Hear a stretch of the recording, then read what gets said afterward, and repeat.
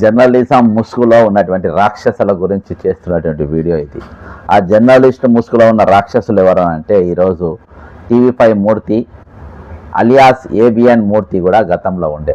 వీళ్ళు ఎటువంటి రాక్షసులు అంటే గతంలో మన ఎన్డి తివారీ ఉమ్మడి ఆంధ్రప్రదేశ్ గవర్నర్ గారిని కూడా బ్లాక్మెయిల్ చేసినటువంటి వాళ్ళు ఏబిఎల్ ఛానల్ అడ్డం పెట్టుకుని 2007 నుండి 2009 మధ్యలో ఉన్నటువంటి గవర్నర్ ఎన్డి తివారీ ఆ రోజు కాంగ్రెస్ పార్టీని కేంద్ర రాష్ట్రంలో 2 జాగాల్లో కాంగ్రెస్ పార్టీ అధికారంలో ఉండే వాళ్ళను ఏ విధంగా ఆభాసు పాలు చేసి 2009లో టీడీపీని అధికారంలో తీసుకురావాలి, చంద్రబాబు నాయుడు మళ్ళీ తిరిగి ముఖ్యమంత్రి చేయాలనే అకుంఠిత దీక్షతో ఆ రోజు ఈ కులగజ్జి మీడియా ఏదైతే వీళ్ళు పెట్టుకున్నారో వీళ్ళు ఆ రోజు చేసినటువంటి ఆపరేషన్.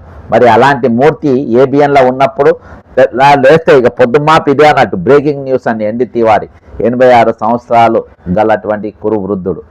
మరి ఆయన మీద చేసినటువంటి ఆ కేసులో మరి ఆయనను వెంటనే గవర్నర్గా తొలగించడం జరిగింది. మరి ఆ వ్యక్తి ఈరోజు అదే మూర్తి ఈరోజు టీవీ5లో ఉన్నాడు.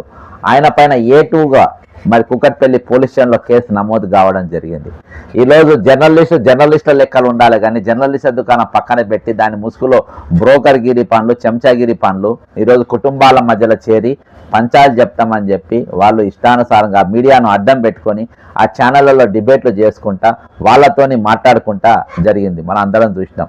తాజాగా అసొంటిది ఒక ఇష్యూ హైదరాబాద్లో జరిగింది. మొత్తం ఏ మీడియాలో చూసినా వీళ్ళే కనబడ్డారు. ఏ మీడియా చూసినా గౌతమి చౌదరి లేకుంటే వాళ్ళ ఇష్యూ వాళ్ళ ఫేవర్గా బ్యాక్గ్రౌండ్ నుండి మొత్తం నడిపిందంతా కూడా మూర్తి. ఎందుకంటే అనేకమైన ఛానళ్లలో వాళ్ళ ఫేవర్గా రావడం జరిగింది.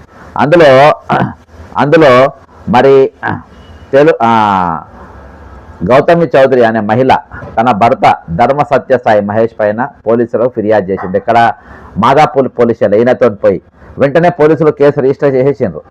కానీ ఆయనను వాళ్ళ ఇంటికి వచ్చి వాళ్ళ ఇంట్లో వండుకుంటా టీవీ5 మూర్తి అనేటోడు ఆయననే బ్లాక్మెయిల్ చేసి ఫోన్ ట్యాపింగ్ చేసి 10 కోట్ల రూపాయలు ఆయన నుండి లాగానికి ప్రయత్నం చేసిందని చెప్పేసి మరి ఆయన తెలంగాణ హైకోర్టుకు వెళ్ళి ఫిర్యాదు చేయడం జరిగింది.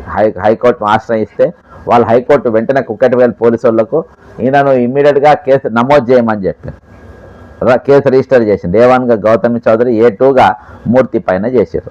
మరి ఇన్ని రోజులు ఎందుకు కేసు కాలే, కోర్టు ఇంటర్ఫియర్ అయినాక ఎందుకైనా అంటే ఇక్కడ వాళ్ళ ప్రభుత్వం నడుస్తుందని వాళ్ళ చెప్పు చేతుల్లో ఉందని చెప్పి మేము ఏం చేసినా మాకు తిరుగులేదు అనే తీరుగా వాళ్ళు వ్యవహరించడం జరిగింది. ఇక ఇసొంటోడు అంటే అసలు వీళ్ళు తెల్లారు లేస్తే స్ట్రింగ్ ఆపరేషన్లు చేయాలి, దమ్మున్న ఛానళ్ళన్నీ చూపించాలి. ఇక్కడ తెలంగాణలో ఉంటే ఈ ఛానళ్ళు